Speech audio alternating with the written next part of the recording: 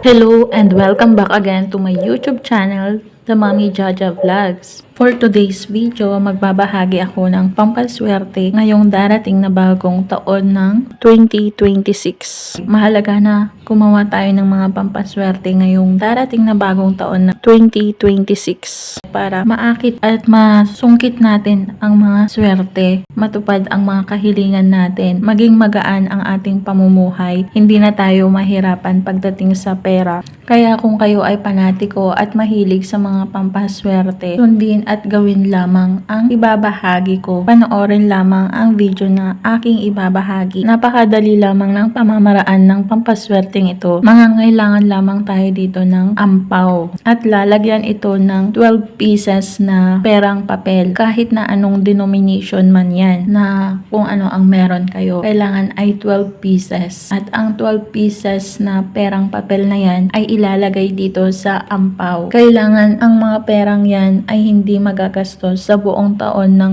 2026 para ang dulot niyan buong taon ng 2026 ay meron kayong pera, hindi kayo mawawalan at palagi kayong nakakaakit ng swerte sa pera. Ilalagay nyo ito sa inyong unan. Huwag nyong gagastusin dahil yan ang magsisilbing pampaswerte nyo sa pera buong taon. Ang paglalagay ng 12 pieces na perang papel sa ampaw at ilalagay nyo sa ilalim ng inyong unan. Kaya kung meron kayong mga perang papel dyan, kahit na tig to 20, pwede na yan. Makakaakit na yan ng swerte sa pera at tiyak na hindi ka na mauubusan, hindi ka na mawawalan dahil meron kang pampaswerte na ginawa para hindi ka masimutan sa bagong taon ng 2026. Napakasimple at napakadali lang ng pamamaraan ng pampaswerteng ito, kaya gawin ito sa bisperas ng bagong taon ng